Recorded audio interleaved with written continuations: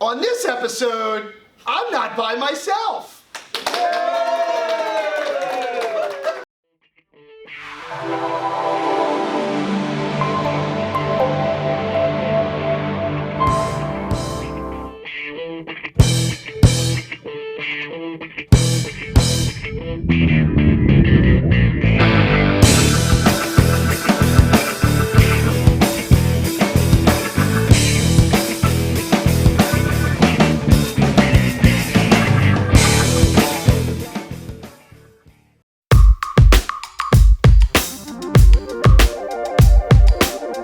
Disintermediation, right? That's it, thank you. All right, disintermediation is a really important concept. If you guys don't understand, it's really actually pretty simple. Disintermediation is taking out the middleman. The middleman is the local bank. So with disintermediation, what you want to know for the test, I'm really glad that you asked that, is because nowadays, when you guys have money to invest, everything's good? Perfect. When you have money to invest, where are you going to put it? Just give me an example. Where would you put it? Real CD. A CD, savings account, 401k, how about real estate, right? But in the old days, everybody put their money in the local bank with a CD or a savings account or whatever. Dissing the middleman, dissing the intermediary, is where you as an investor are choosing to put your money elsewhere, not the bank. So like, maybe the stock market, maybe it's real estate, maybe it's under your mattress.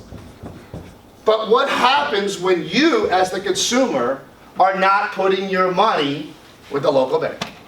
Thank you. Oh gosh, yeah. What's going to happen? Well, let's take it. What happens? Does the bank have more or less money? Less money to lend out. That's the number one result. So remember the result, disintermediation, less money available.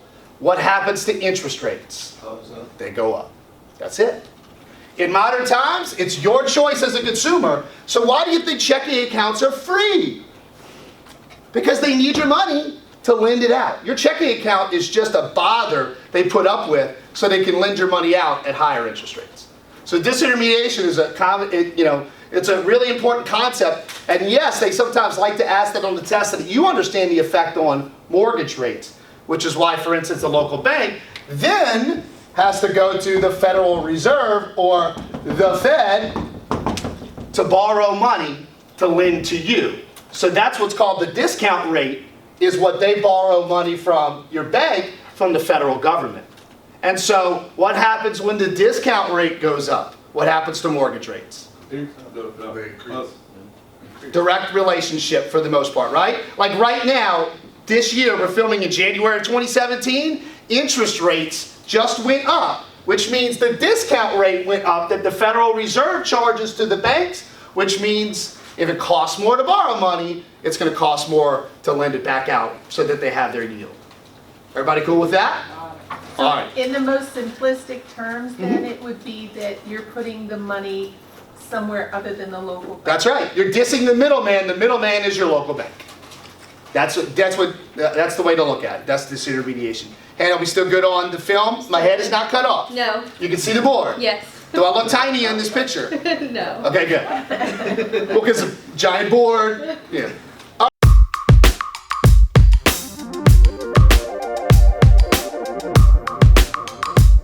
FHA loan. Let's talk about FHA loans, okay? That's the Federal Housing Administration. And FHA loans came out of the Great Depression. The purpose of an FHA loan was to get people borrowing again. And so what an FHA loan does is it gives you usually it's a program that gives you a steady income, a steady interest rate, usually a fixed rate, no prepayment penalties. So it's the type of program essentially where if I'm buying a house, if I can get one under the FHA loan program, generally it's in my best interest and it's also in the lender's best interest. Because of the advantage to the lender is the FHA insurance, right? Because part of my mortgage payment is going to be that mutual mortgage insurance. And that is insurance to the lender that if I, the borrower, default, and after they sell the property at a foreclosure auction, if the bank is still not made whole, the FHA will make up that payment. So a common question about FHA loans, and I'm glad you asked, it's not just for low-income borrowers, although that is a common, and first-time home buyers, it's a common reason why you would use it. FHA loans can be used multiple times. They can also be used for different types of properties, sometimes even including development properties. The FHA has a ton of different programs. There's not just one. So the most common is the first-time home buyer, but you can use an FHA loan multiple times as a consumer. It's important to know that.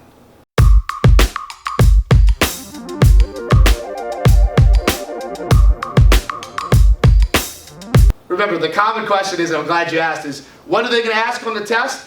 Well, it's pretty obvious when you look through the financing chapter, right? If you're working with buyers, you're going to be working with FHA loans a lot, so they're going to obviously want to make sure that you know how it works, so that's how it ends up on the test. Use logic, right? That's why we talked about wraparound loans earlier. They're so old and they're not used so much that it's likely not going to be on the test as much as like fair housing would be, equal credit laws would be, understanding primary market and secondary market, because the secondary market crashed the economy, right? So if you use logic, that's what ends up on the test. It is more practical than people give it credit for.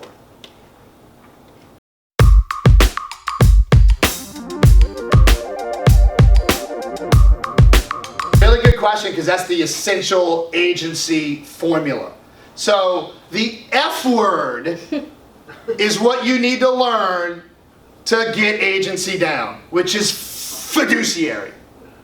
And what I want you guys to understand is, if you understand a fiduciary position, you hire me. That means by law, I'm supposed to look after your best interest, even if it's not in my best interest. The best example I can give, and then I'll answer your question in detail about fiduciary, is if I'm your buyer's agent, you're a buyer, and my commission is based on the sales price, do I not get paid less by getting you a better deal? Think about it. If I'm paid 3% commission, let's say, as your buyer's agent, and I'm a dogged negotiator, and I rip that listing agent apart and get you a house for less money, I make less money because I'm paid on a percentage by doing a better job. That's the fiduciary position in a nutshell. Because the few $100 one way or the other that I may not get, but you're going to refer me to everybody down the road. Right. But that's the sales piece. The law piece is I do that because I'm supposed to. That's why you hired me. So the difference with principal to principal and principal to agency is really pretty simple. And that is a principal to principal contract is like the buyer and the seller, the purchase agreement. Principal to principal means it's a direct contract between the two parties. So with a buyer and a seller, the purchase agreement, this is a principal and this is a principal. This is a contractual agreement between just these two. It has nothing to do with us. A principal to agent, so like if I'm working for the seller,